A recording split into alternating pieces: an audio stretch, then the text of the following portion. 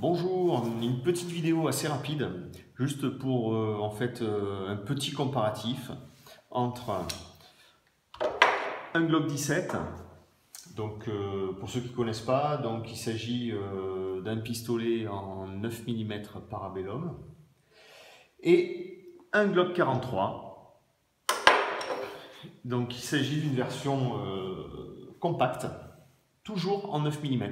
Donc l'avantage c'est d'utiliser le même calibre. L'inconvénient, disons qu'il n'utilise pas par contre les mêmes chargeurs. Pourquoi? Parce que la particularité du Glock 43, c'est d'utiliser un chargeur simple colonne. Donc voilà. Donc ici nous retrouvons le Glock 17 avec son chargeur d'origine 17 coups, donc double colonne. Donc vous pouvez voir que l'arme, bon, Glock, c'est une arme qui est connue et reconnue, donc une arme de combat par excellence. Alors, au niveau tir, si on veut faire de la cible en club, c'est pas une mauvaise arme, elle est très bonne, elle fonctionne très bien, c'est un pistolet qui est précis. Maintenant, on ne peut pas dire que c'est l'idéal.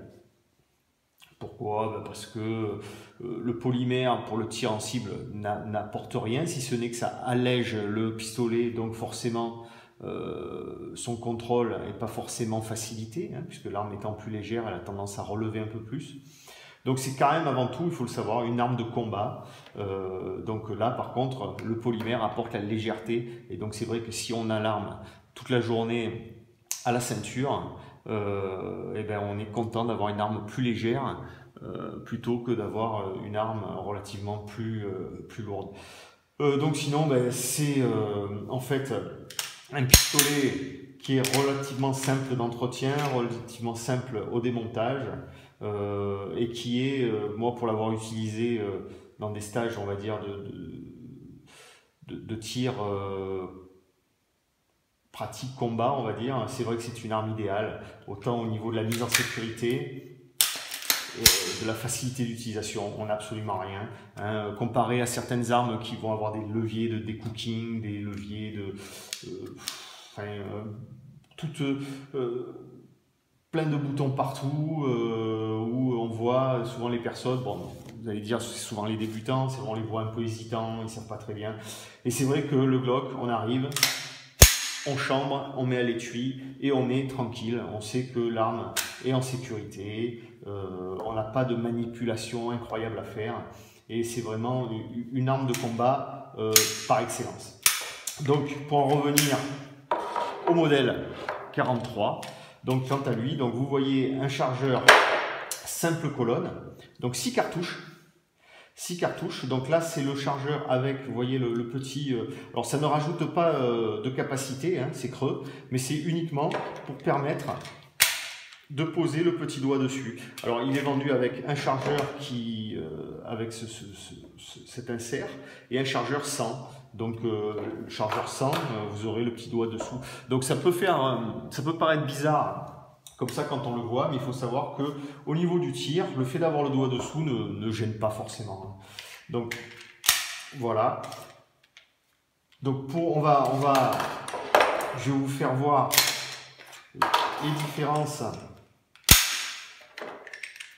d'épaisseur. Donc vous voyez le Glock 17 et le Glock 43. Donc vous pouvez le constater, le Glock 43 est relativement plus mince. Ça se voit énormément. Il est donc forcément moins encombrant, il a une carcasse qui est relativement plus fine. Et donc il est relativement plus petit. Quand vous les mettez un sur l'autre, regardez, il n'y a pas photo. Donc sur ce modèle, il y a eu un clip qui a été rajouté, qui permet de pouvoir le mettre soit sur une sangle au niveau de la poitrine, soit au niveau de la ceinture. Il n'y a pas besoin d'étui supplémentaire.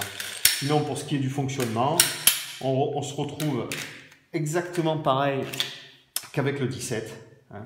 Un ressort double. La carcasse est quasiment identique.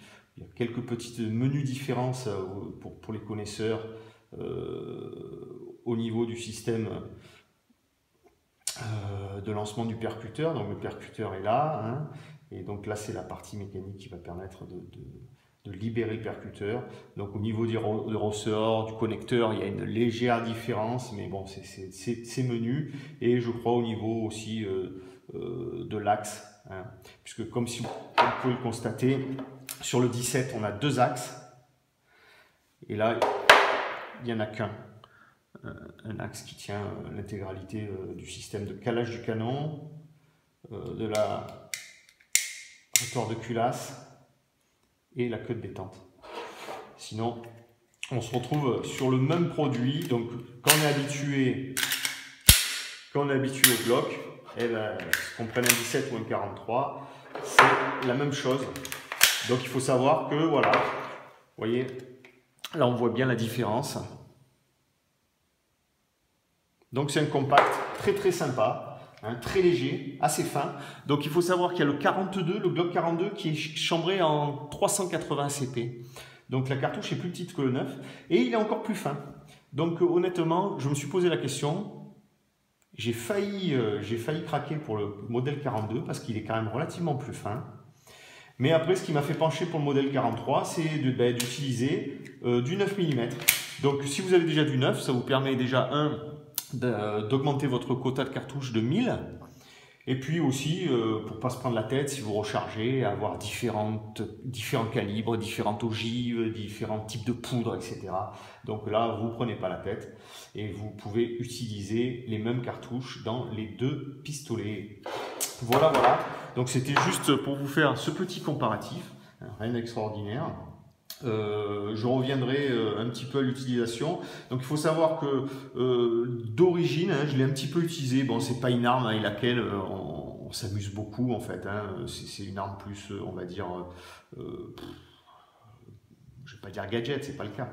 Mais bon, soit c'est une arme qu'on utilise à titre professionnel, dans ce cas-là ça se discute puisqu'elle est petite, on peut bien la porter, elle est légère, etc. Soit une arme qu'on utilise uniquement pour le tir, et dans ce cas-là elle a un petit peu moins d'intérêt puisque bon, c'est vrai que l'arme est petite, le canon est très court, du coup bon, ça bouge un peu, le départ d'origine est lourd comme c'est pas possible. Donc voilà, mais bon, il faut savoir que ce modèle existe depuis peu de temps en fait. Il est disponible en France depuis pas si longtemps. Il y avait le 42 qui arrivait en premier. Alors le 42 était sympa, mais il y avait toujours le problème du calibre. Et là, il y a donc le 43. À savoir qu'il y a plein d'accessoires que vous pouvez déjà acheter pour le Glock 43, et notamment un laser de pontée. Il y a plein d'accessoires divers et variés. Hein. Donc sinon, on retrouve le Glock classique. Un petit arrêteur de culasse, le bouton pour libérer le chargeur, hein, qui est sans doute, je pense, réversible, comme sur le... Donc ça, je ne l'ai pas précisé, c'est un Glock 17 de 4e génération. Hein. Voilà, et donc on a à peu près, on se retrouve sur le même grip, hein, la même structure de grip. Alors par contre, autant le Glock 17, vous pouvez modifier la pente de crosse en ajoutant des inserts, celui-ci non, hein, il est vendu comme ça, hein, on ne peut rien rajouter à l'arrière. Sinon on retrouve, hein, comme je vous disais, exactement pareil. Donc traitement de culasse, c'est le Ténifère, je crois, donc qui est très solide et durable. La mécanique est la même. On voit ici que l'extracteur là peut servir également d'indicateur de chargement. Enfin on sait s'il y a une cartouche chambrée, et même de façon tactile quand il fait nuit, puisqu'il suffit de passer le doigt. Si l'extracteur ne dépasse pas, c'est qu'il n'y a pas de cartouche chambrée. Dès que vous sentez qu'il dépasse, c'est qu'il y a une cartouche à l'intérieur. Donc bon, après, il faut le savoir, ça peut être notamment en tactique, en situation de nuit, en combat, etc. Il faut savoir que ça peut être utile de savoir si l'arme est approvisionnée ou pas. Voilà.